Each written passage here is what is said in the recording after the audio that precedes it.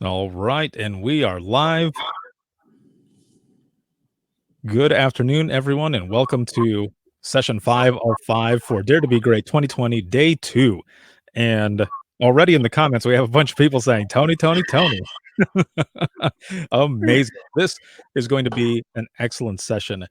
Tony and I actually recorded an episode about a month ago now, I think, when we were at the Georgia conference, and I've been kind of holding on to it, especially because he was going to be doing this session. I wanted to, it's going to go out next week because I did not want to take away from his session, and it's coming right from him, and all of you are going to be able to get some experience from this. Tony today is going to be presenting lessons learned from the Oklahoma City bombing, and we have just surpassed the 25th anniversary of that day, that incident rather. So Tony is the president of the Public Safety Group.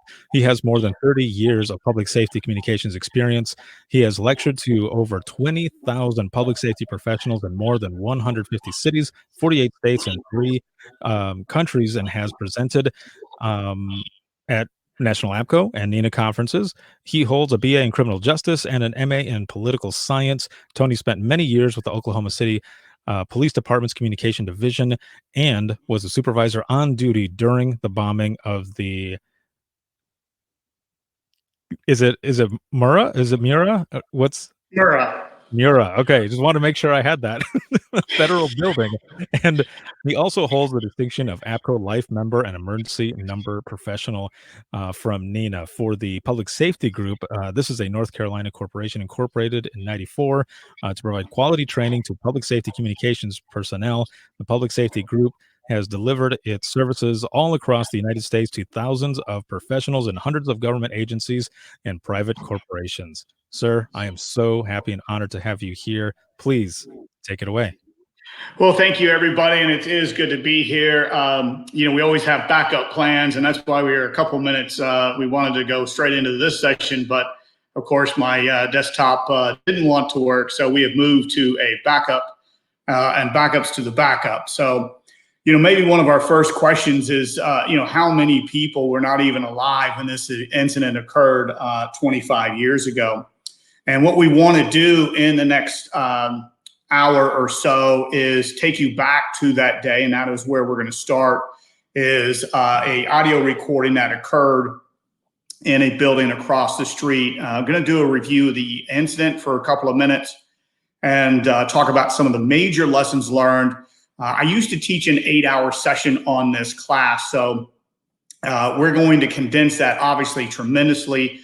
And I'm going to leave plenty of time in the aftermath and the end of the session for you to ask any questions that you have in reference to that incident. So we are going to start, and we're going to go back to April 19th, 1995. And this building right here is the Oklahoma Water Resources building. It is directly across the street from the Murrah building itself. And at the time of the incident, they were recording their meeting. So we are going to go back to that recording of the meeting and the actual bomb blast. And you'll receive a copy of my proposed recommendation and can attend that board meeting and present your information directly to them or arguments directly to the 9-member board. They generally every month. So you'll be advised of that. With regard to this proceeding, basically there are 4 elements that I have to receive information regarding them.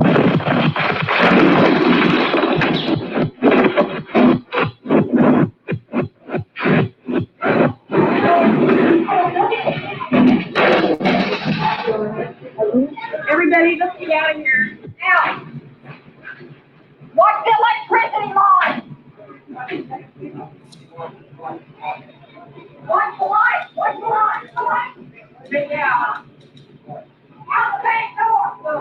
All the way to your right. Hurry. All right. We just had some kind of explosion downtown. Can you give me a location? Northwest at the South Locker, wood and smoke. What, 5th? At We have an explosion downtown. We have an explosion. We need help. It's in the fire department. To Broadway and 6. Okay. Adam 24 is en route. 30th route. It may be a federal building, I'm not sure.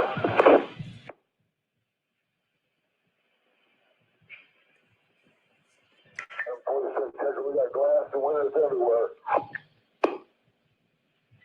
126 is en route. Ambulance call, it'll be a mass unit dispatch. 28 dispatch, I'm going 97, I'm going off the air. 92 headquarters, can you get a school unit to check that alarm at Taft? I'll be around downtown.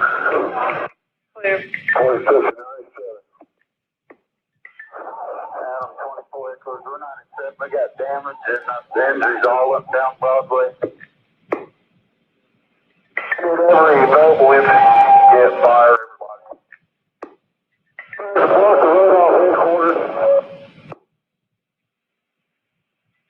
Adam 24 headquarters.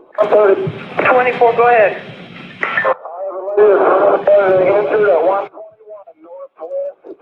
121 Northwest 6. I need an ambulance here. 24.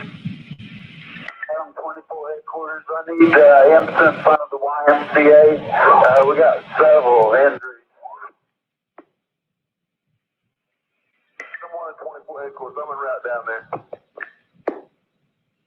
Adam 24 headquarters. Tell the fire department they probably need the command post here in front of the YMCA. Also, we need all fire ambulances you can get. Damage all over downtown everywhere. Need to block the intersection is Fifth and Walker. Fifth and Walker. 16 headquarters.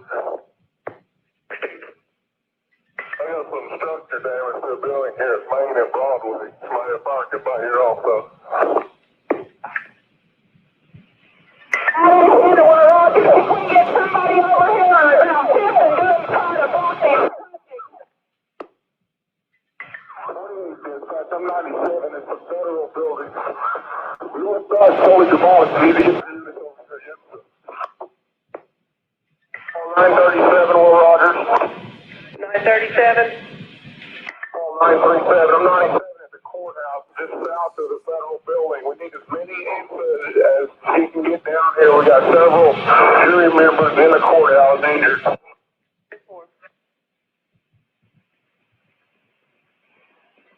4970 Alpha.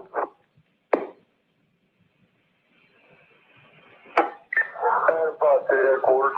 There's this explosion was at the federal building north of the court, at the courthouse. Adam 26 headquarters.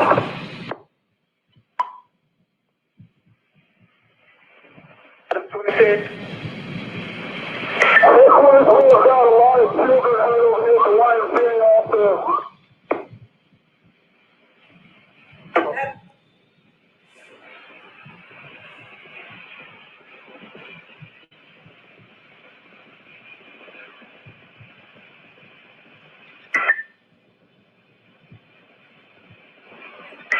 Yeah. Call that second one. Man, that's the thing that's bad. Item 126 is going 97 in the area I'm in. Walker and Sheridan, where do you need me? Somebody at Fifth and Walker to try to block some of the glass. 10-4, Item 126 is around Fifth and Walker.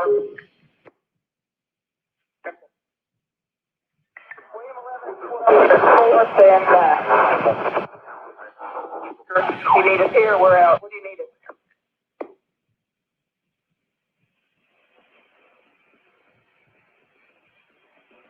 Call 1-4.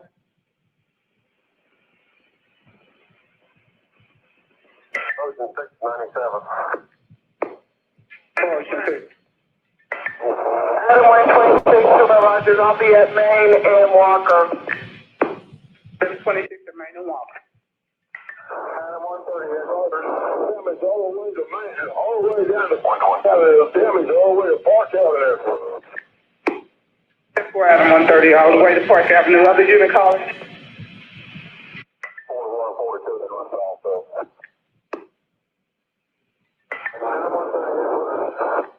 Adam 130.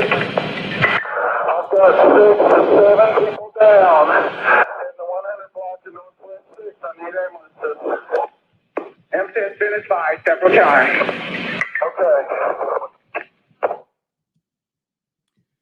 Okay, so that gives us a introduction into 2 hours into my shift on a Wednesday morning. I was a shift supervisor in the Oklahoma City Police Department, supervising the day shift. I was a new shift supervisor. I was working with Alan Garlitz, who was the veteran supervisor at the time. I had been recently promoted and assigned a day shift initially before being sent to the evening shift. So this photograph here is, you can tell it's early on in the incident because you can see the smoke in the right-hand side of the photo. The car fires in the parking lot to the north are still burning.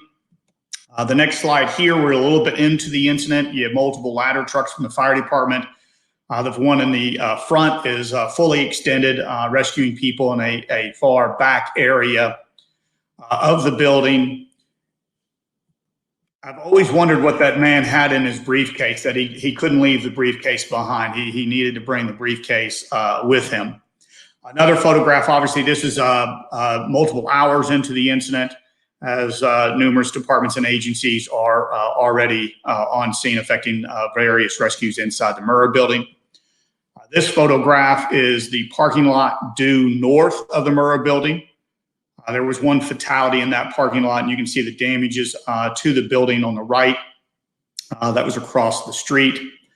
This is a photograph much later into the incident, and you can see this is technically the back, the north end of the federal building is technically the back of the federal building, and the front of it opened up into an open area that faced the U.S. federal courthouse, which was just south of the actual federal building. This building photograph shows the bowl area. There was another support beam that was blown away, that was compromised, that caused that further collapse into that section of the building. This photograph is of that parking lot. That is the survivor tree in front of you. The Murrah building is on the left. The red brick building in the background is the Athenium building, and it was connected to the Water Resources building, where that audio tape that we started the class was recorded at. So, for those of you who don't remember or have never really looked at this incident, let's go through some of the numbers of this incident. 168 people were killed. Over 770 people were injured. 312 buildings in downtown Oklahoma City were damaged. You know, so much focus was placed on the federal building itself. People didn't really fully understand that damage was all over downtown, mostly to the north because of the way the building was set. But there was damage to the south for a couple of blocks, east and west for a couple of blocks, and to the north for almost 1 mile. Over 2,000 vehicles were damaged, and the blast was felt for nearly 20 miles away. So it was a massive fertilizer and diesel fuel bomb that he parked in a 30-foot Ryder truck in a loading zone on that north side of the building. In the communication center, at that time, the city of Oklahoma City operated 3 communication centers. The Oklahoma City Police Department, where I was employed, we were in a nuclear bomb shelter, not a fallout shelter, but a true nuclear bomb shelter about 7 miles north and east of the location. We were about the only people in the city that did not hear it or feel it, since we were 30 feet below ground, and it was built to withstand nuclear war. So the Oklahoma City Fire Communications Center was on the exact same street as the Murrah building, about 4 blocks away. And IMSA, our EMS provider, was also downtown, about 4 blocks north and a little bit west. The Oklahoma City Police Department was the primary PSAP. for the city of Oklahoma City. And this was our building. So, you have to remember this is 25 years ago. Our authorized strength at the time was 80 employees. We dispatched 911 calls for the police department. We answered all 911 calls for the city. We also answered the police department's non-emergency line, and those were our primary responsibilities in this building. We did not operate teletype or warrant checks from this facility. Normally, we would have that morning we had 12 dispatchers on duty. This photograph shows us what our state-of-the-art CAD system and 911 phone system was at the time. That was our telephone side. Now, all of our employees at this time are cross-trained, so they would spend approximately 2 hours taking 911 calls, and then they'd go to the left side of the room, which was our radio room, and you'd spend 2 hours on one of the radio consoles. We had 4 primary radios. We also had a 5th radio position, which kind of served as a backup to any of the 4 radio dispatchers. And of course, we had the supervisor's console as well. The call volume that morning, we answered 338 calls in the first 28 minutes. Now, normally on a Wednesday morning, we would have answered approximately 30. Now, as the last slide showed, we had 12 people on duty. 5 of them are in the radio room. Now, at 9 o'clock, you would be switching out radio operators and phone radio operators.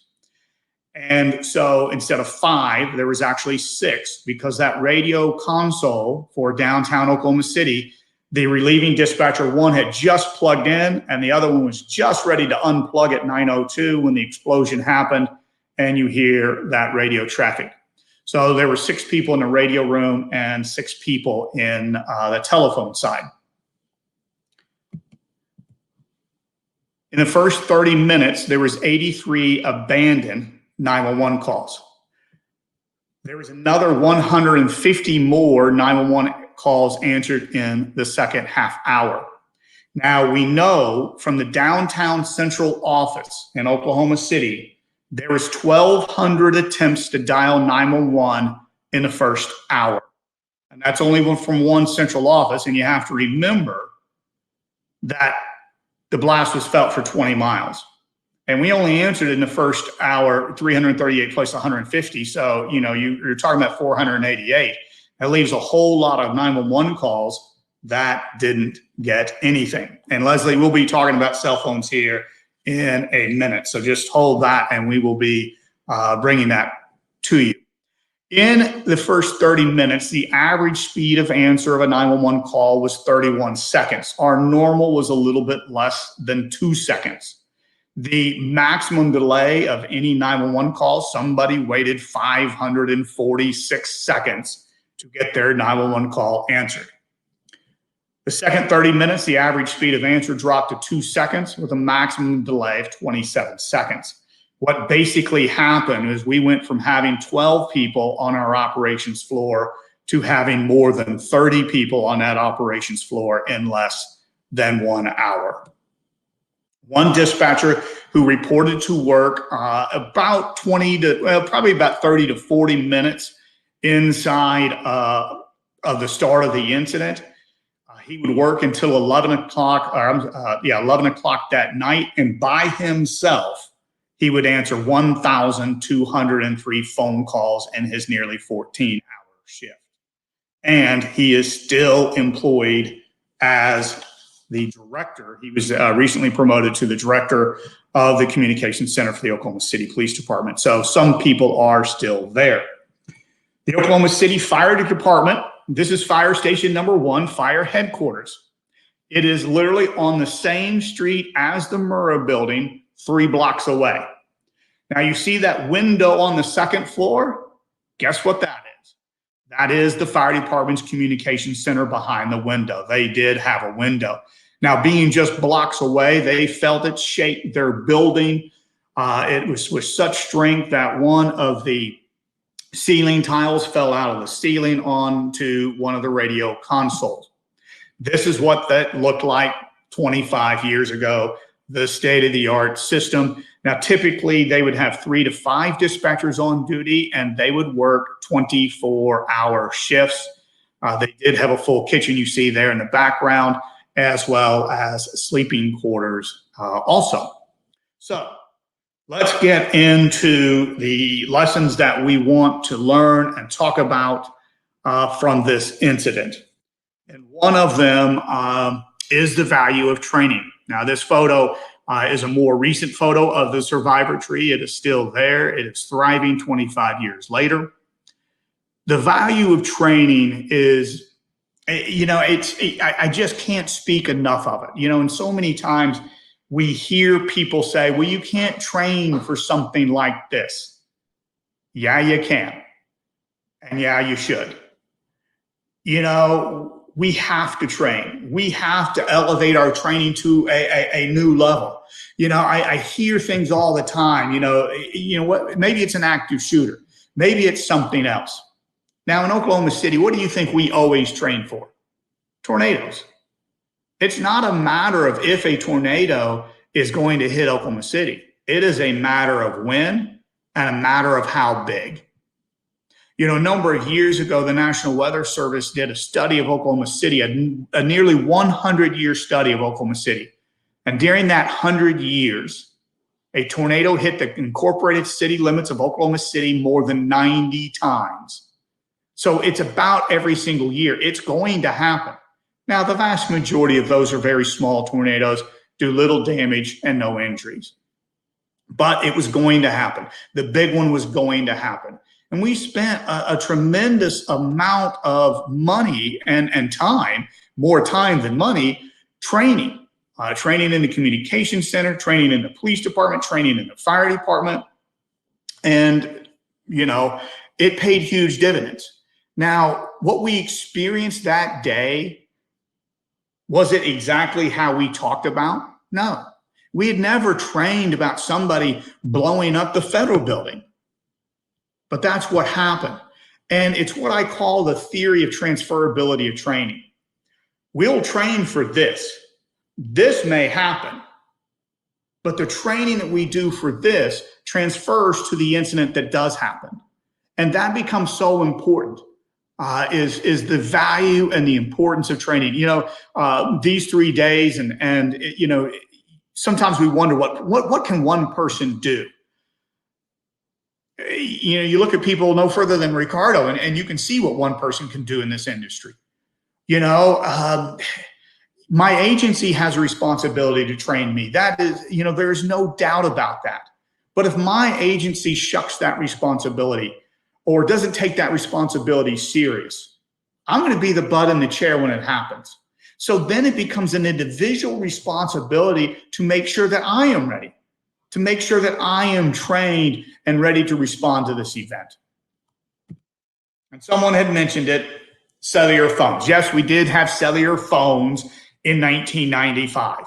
And this was one of the first incidences where cellular phone calls or cellular phones were a prominent problem. And cellular phones overwhelmed the system. Within minutes, the cellular system was totally overwhelmed by the volume of cellular phone calls. Now, one of the things that has changed between 25 years ago and today is now we are more reliant on cellular phones than we have ever been. And if you don't think cellular phones can be an issue, you are mistaking yourself. Now, today, someone is probably saying we have FirstNet. FirstNet is amazing. And FirstNet has the capability of preventing a lot of these issues and problems from happening. Now, FirstNet is out there. It's been deployed. We've had some testing of FirstNet. It's going to be interesting. The way it's designed, it should alleviate a lot of the problems we face with cellular communications that day. However, you need to look at your system. How many FirstNet phones do you have deployed in your network? How many of your officers, how many of your commanders have FirstNet phones? Now, one of the major ways we communicated and notified specialty units back in the day was pagers. Today, nobody or very few people have pagers. Some people still have pagers. Some volunteer fire departments still use them. Today, we use some type of notification built into your CAD system. You do certain things in your CAD system and it will send out messages. It sends out messages to phones, to most likely cellular phones. Now, if that cellular phone is on the FirstNet network, it may be good. But how is your system sending out that notification? And is it potentially capable of being overwhelmed by the network to where all of a sudden the way we use is all of a sudden compromised? Now, gets cards are great, and they can certainly provide a tremendous resource. But you've got to make sure you have your gets card, you know how to use your gets card, and is your gets card going to help you send out some type of mass notification through your CAD system? On-scene communications. On-scene communications is so important. How are we going to move information? And the movement of information is so vital these days. We are very good in our world of taking information from 911 callers, inputting it into CAD, pushing it to dispatch, and pushing it to the scene. And for some of you all, you're doing all of those. What happens once we get the information to incident command? How good is your agency at moving that information back? Are the decisions being made at incident command being pushed back to that radio dispatcher? Are we pushing information for that call taker? Because in this day and age, anytime something happens, people pick up the phone and call 911 and say, hey, what am I supposed to do? And you in the 911 center are going to have to be in a position to provide accurate information to those 911 callers. The value of quality employees. And for the last 2 days, we've seen session after session about quality people. Now, this photograph is a more recent photograph of Oklahoma City and the memorial. What you see in front of you is the reflecting pond. That is where Northwest 5th Street was. You see the large trees. They have grown tremendously in the past 20 years.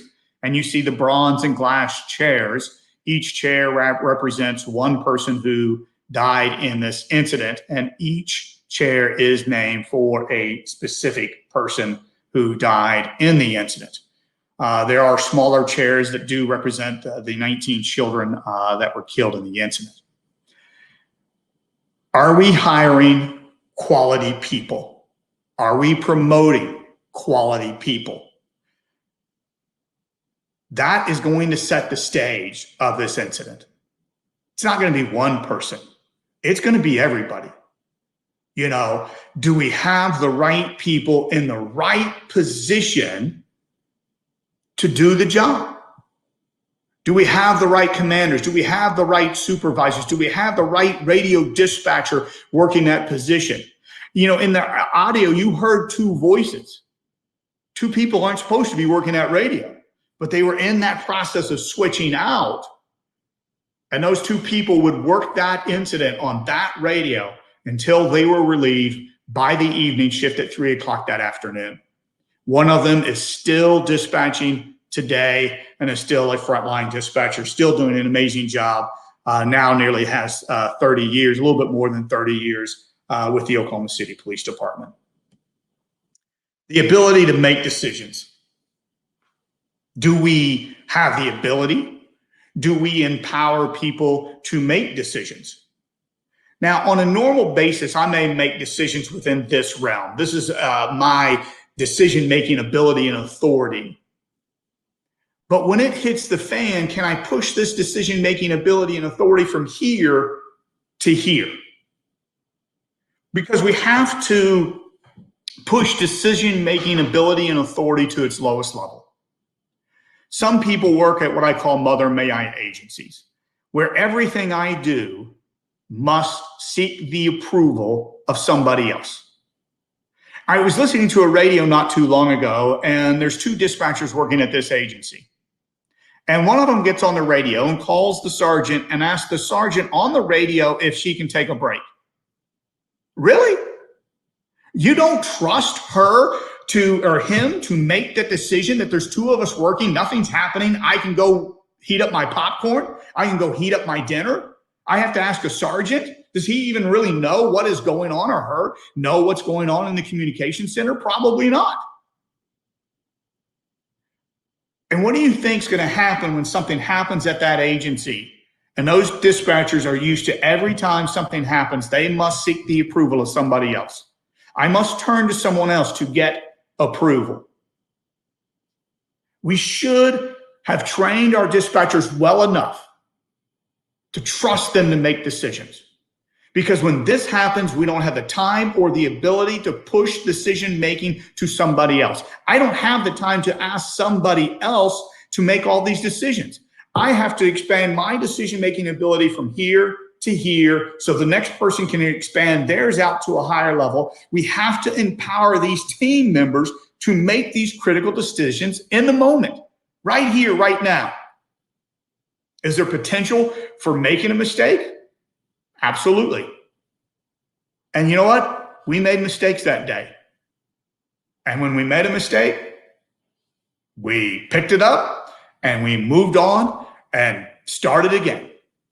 You know, it's going to happen. But we have to have the ability, and we have to empower people to make decisions. And there are so many examples beyond this incident of that. The long-term effects of critical incident stress. Critical incident stress is real. You know, it's 2020, and I would hope everybody understands that today.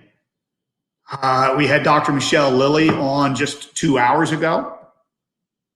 She's got the research, and people still want to debate it. This is clinical research.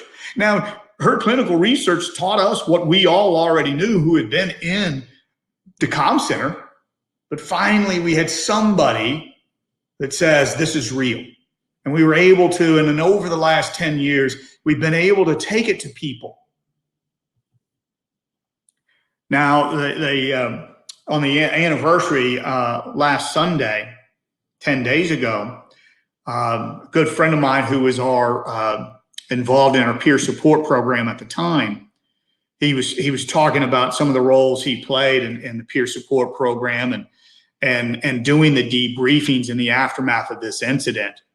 And I'd never known, but he brought up, they brought in teams from all over the country, and they did nearly 100 debriefings for this incident. Luckily, I worked at an agency in 1995 that already had a peer support program in place, and an agency in 1995 that knew that critical incident stress affected dispatchers as well. So, and there was any number of incidences that occurred prior to this incident to bring that to the forefront. And we were provided with assistance, you know, and that was a huge benefit. And, you know, does a critical incident stress briefing, and we have to understand that there is no magic bullet. You know, and one of the things I want to be cautious about these days is so many times we hear, oh, just debrief them. We just need a critical incident stress debriefing. Do they work? Yes. Do they work for everybody? No, they don't. There's no cookie cutter approach to psychology. You know, maybe Dr. Lilly or Jim Marshall can talk more about this, but you know, they are effective and they do work. But we have to look at, you know, the long-term effects of critical incident stress, and it's not 1 week. It's not 1 month. You know, you can be talking about, you know, 5, 10, 15 years, 20 years. And for many of the people that I know as friends that have suffered, it wasn't one incident. You know, it wasn't just the Oklahoma City bombing. That was one incident. But then May 3rd, 1999, we had an F5 tornado go through Oklahoma City and many other jurisdictions in Oklahoma County and killed 44 people. It had the largest measured wind speed in recorded history at over 300 miles an hour. Then we had a police officer and a state trooper in a single incident killed in the line of duty. It's the 20 years of doing this job that wears and tears on us. And it's building. Trauma is cumulative, and we have to understand that. The importance of interoperability. In 1995, interoperability was a technical issue. If I was on VHF and you were on UHF or you were on 800 megahertz, we did not have the capability to cross-patch those radio systems. Today, interoperability is still an issue, but it's not a technical issue so much anymore. It's more of a political issue.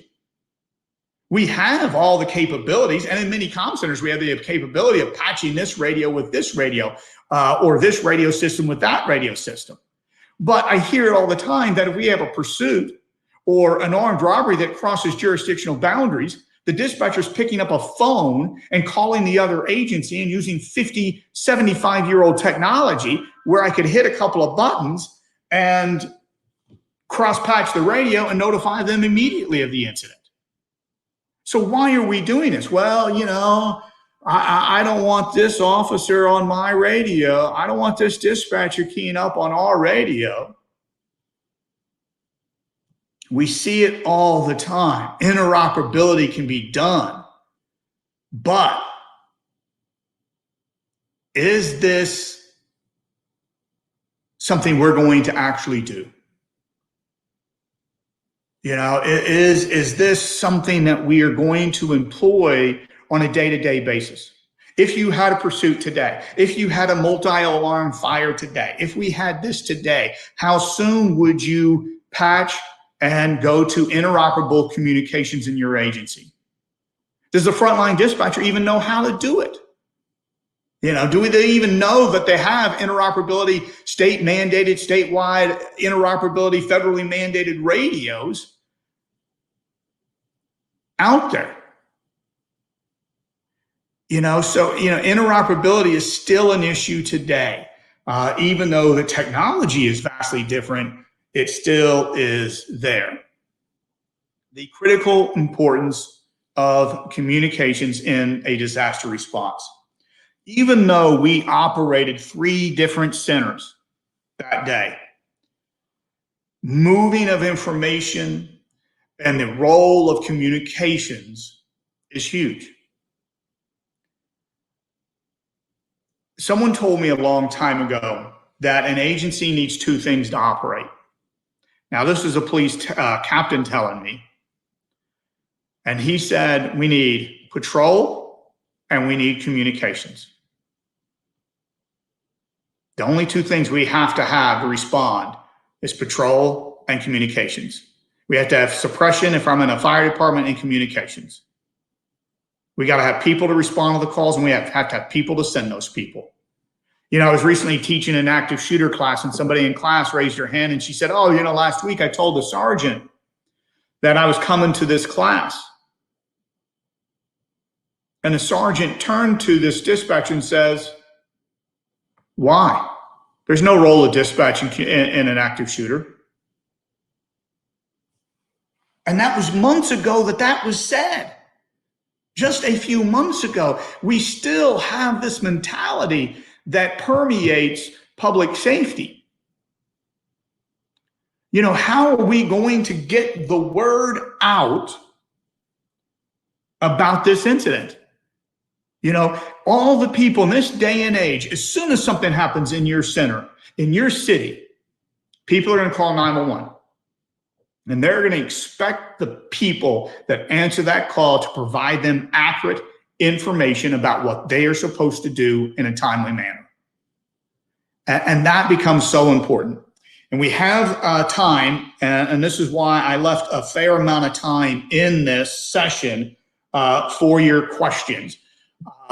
Because what I think people need to learn many times is vastly different than what you all want to learn. So I want to make sure that we give it time to answer the questions that you have. So if you have questions, make sure you begin to fire them away. And Ricardo may help me with these questions. If I can push the right button, I won't get out of here.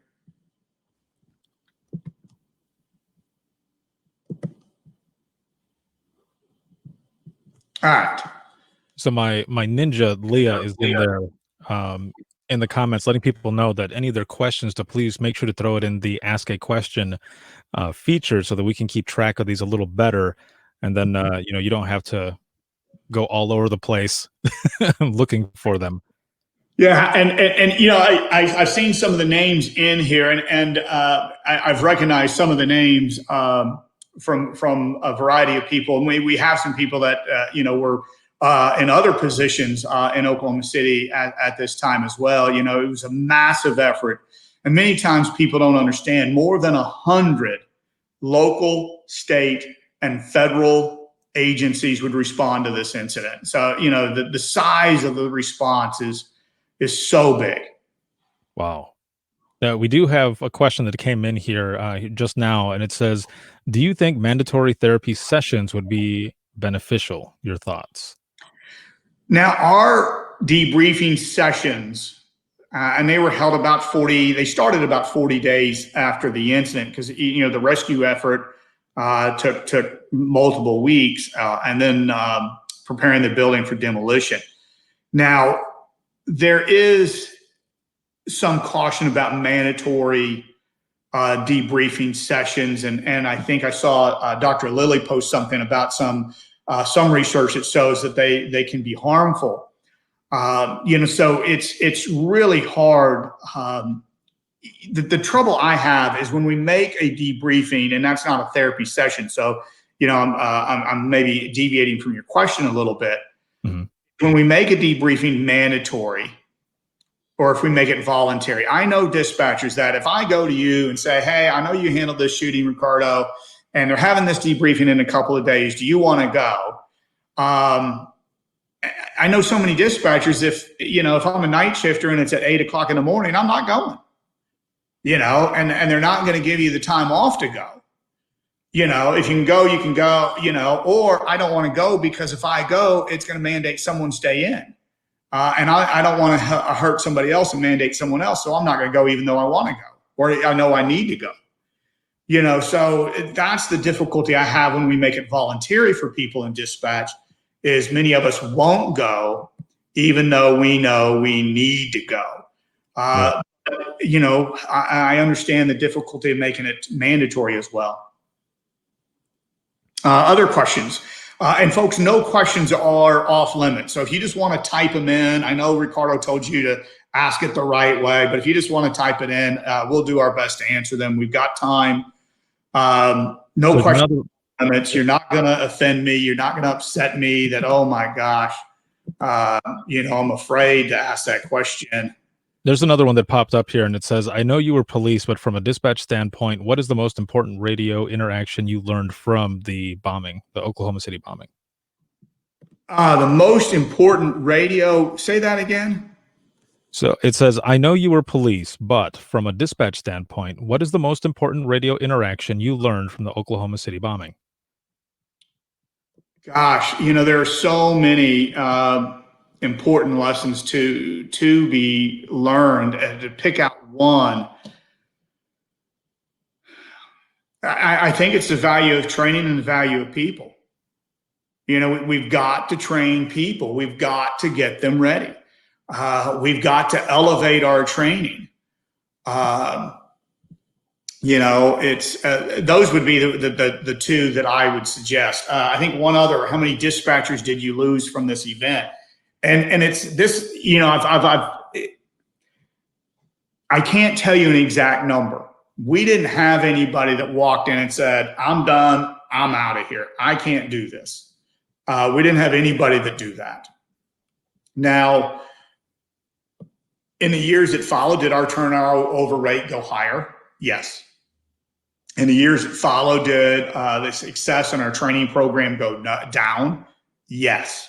Now, how much of that was related to other issues that were going on into the center? How many of those issues were directly related to the bombing? It becomes an impossible question.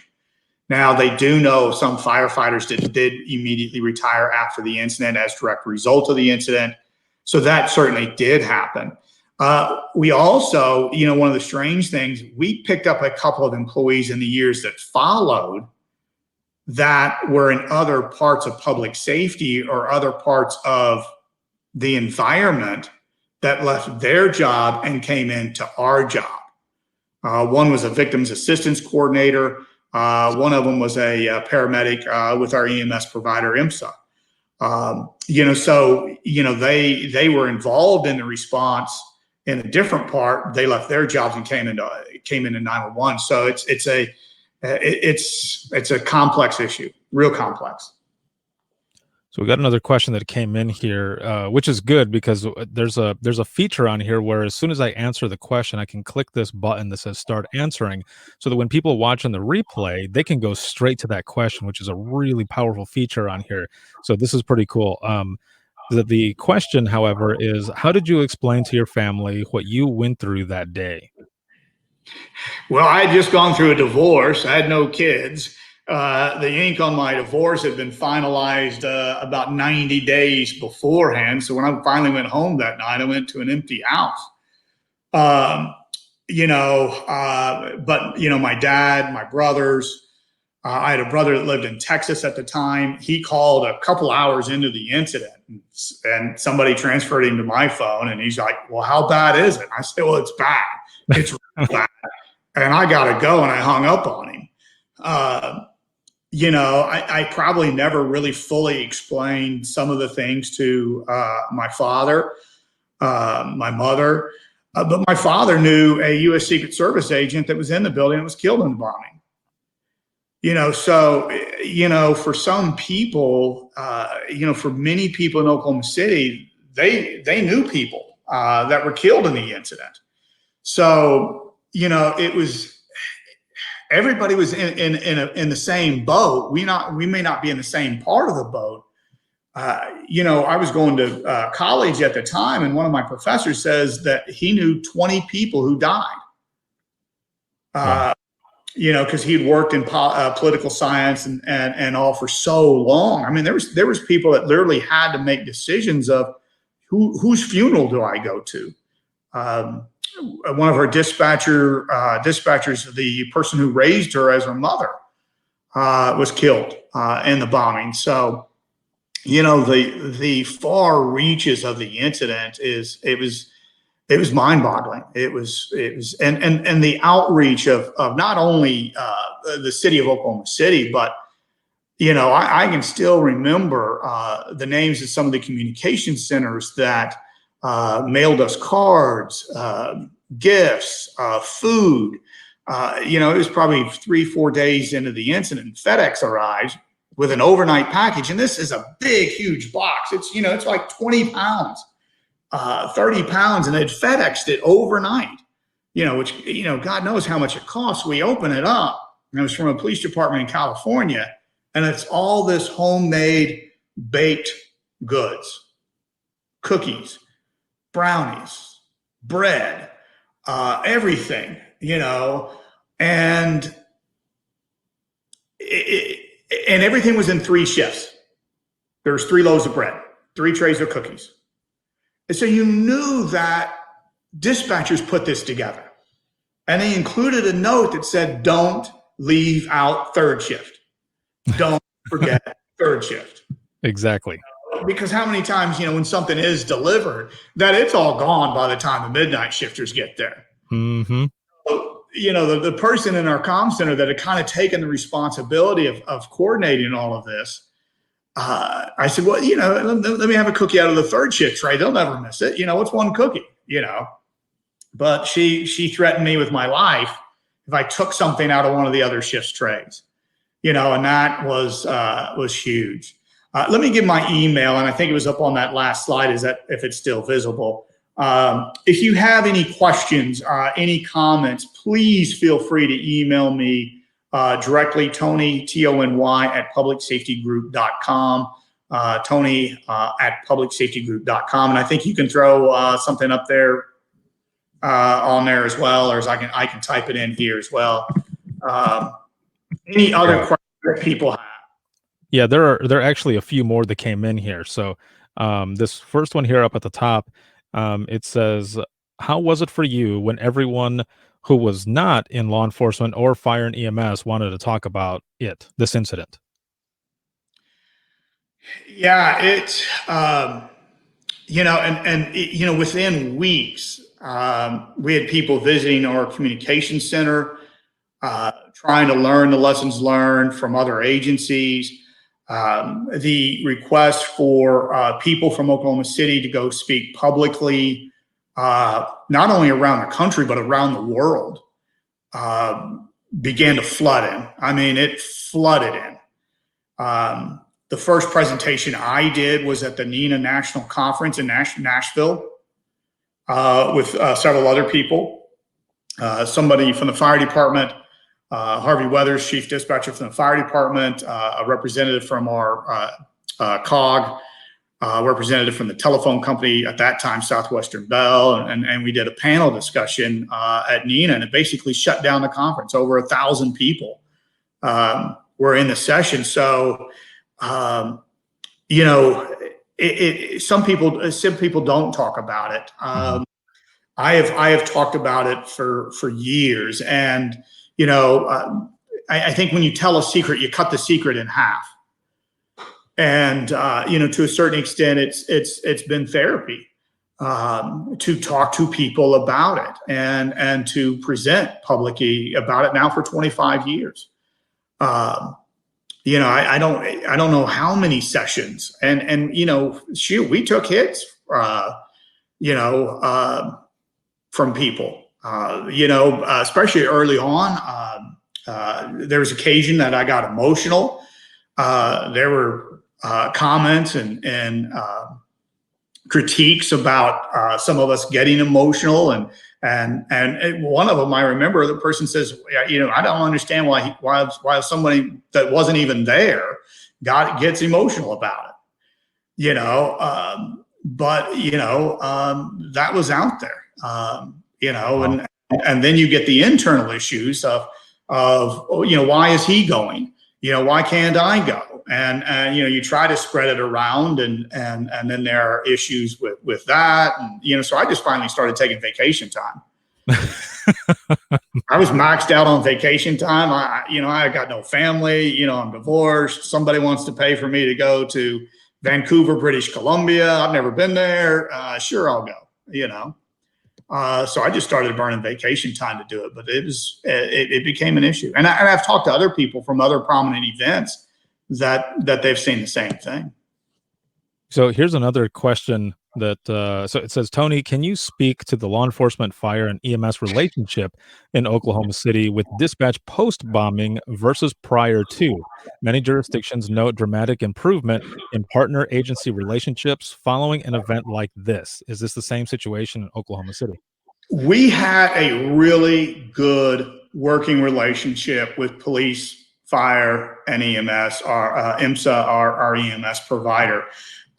We did not have a lot of the interagency BS that some agencies have. We had a very strong working relationship. Police chief, fire chief got along. Most of our dispatchers, when we called over to the fire department, we got along with each other. When you call over to IMSA, we got along. I had a few friends in each of those facilities. So it was still very tight afterwards and continued to be tight. But we started from a firm foundation as well. So that was huge. It was a tremendous help. And then the last question that's here is, how many communicators resigned due to this incident? Yeah, I think somebody else had asked that, and we didn't have any dispatchers that I know of. I know of none in the police department, and I don't know of any in fire EMS. There may have been some over there, but we didn't have any police dispatcher come in and say, "I'm out, I'm done, I can't do it." And some of these dispatchers took horrific phone calls. I remember what I dealt with that day. But it was not compared to what some of these individual dispatchers were taking. And when I do play some of the 911 calls from April 19th, one of them is of a relative that you can hear the mom crying in the background, and they had a child in the daycare center at the federal building. And they're asking, what are we supposed to do? What are we supposed to do? And the dispatcher has nothing to tell them. Right. She doesn't have anything to say, and you can look at the building by then. The news media was on scene within the first helicopter arrived on scene and went live within about 15 minutes of the incident, and then the ground crews were live within about 20 minutes. So, they could literally look at the building and they knew where the daycare center was at. And there's nothing left. It's gone. If I would have let the police radio run a little bit longer, an officer keys up the radio and says, "We found a daycare or a children's center in the basement of the federal building. Get some fire department officials here. We need help." The daycare center was on the second floor. And here he is in the basement, and that's where he's finding the remnants of the children's center. So, it's that type of stuff. But any other questions?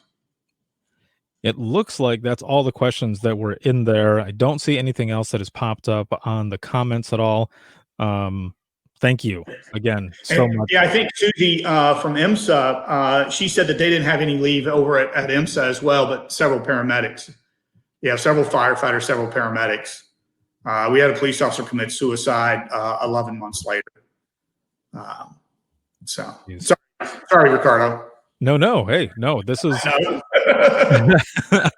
no, this is all the information. This is part of your story. And thank you for sharing it, for everyone being on and interactive with you and all, and in the comments as you're talking, everyone is commenting, just reacting to what they're hearing and what you're saying and your thoughts and just everything. So thank you, sir, so much. Again, it's an honor to have you on here and to share this story. Again, like I said in the beginning, you and I recorded an episode on this, and it was almost an hour and a half long. And I know that I don't know if you noticed it, but as you're talking, I'm just listening. I'm just listening to your story. And then when it was finally my turn to talk, I was like, whoa. Like I can get a little long-winded. No. I just mean because it's such a powerful story and a side that a lot of people don't know about. That usually when I record an episode with someone, I have calls to compare. There's nothing to compare to what you dealt with. So again, we got to see the true geek of Ricardo when I brought out the CAD call. Yes, I was nerding out. For those who are watching right now, I was nerding out. He had the actual CAD calls, and I was checking it out. It was very cool. He's like, I don't know if you're a nerd, but here's this. I was like, yes, I am a complete 911 nerd. So it was excellent. Thank you all, everyone, for joining us. We went through 5 amazing sessions today. Of course, every session and every day wouldn't be complete without a few technical bumps here and there, but it was excellent. Thank you all so much. And this was session 5 of 5 for day 2 of Dare to Be Great 2020. And tomorrow will be the final day, day 3. Please make sure to come back and join us at 11:30 a.m. Eastern Time for keynote speaker Rosa Ramos. And she's the manager with Alameda County Regional ECC out of California. And she's going to be presenting on championing your cause. And we have several others that are going to be on doing their thing as well. We've got Doug Showalter, who's going to be on right after her doing training for the future. And yes, I am looking at my notes right here. And then right after that, we have Luz Martinez with Dispatch Wellness, and she's going to be doing mindfulness basics. It's going to be one to check out for sure. It's simple mindfulness tools for increased resilience. And then next up after that is going to be Joe McCarville, who was our keynote speaker today, but he's doing a session tomorrow, and it is called Everyone Communicates, 911 Needs to Connect. And then to close out Dare to Be Great 2020 is going to be Nathan Lee of the Denise Amber Lee Foundation, and he's going to be presenting on the power of choice. So once again, thank you all so much for being a part of this whole idea of Dare to Be Great.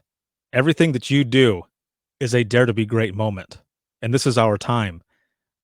And what I mean is, this is the era of the headset. So thank you for what you do. Try not to get emotional here. You do a job that not many people can do. So hold your head up high, because you are all amazing. And this is just one way to say thank you for everything that all of you do each and every single day. Thank you. Whew. All right. If you get a chance tonight, 10 p.m. Eastern, I'll be going live on Facebook and Twitter for Open Mic Live. Have your funny stories ready, and we're going to have a good time. This could be like the, you know how there's usually a reception and all? It could be like that. We'll do this at 10 p.m. Eastern tonight, Facebook and Twitter, BYOB, and I will see you there. Have a good one, and I will see you tomorrow for the final day of Dare to Be Great 2020. Thank you all so much for everything.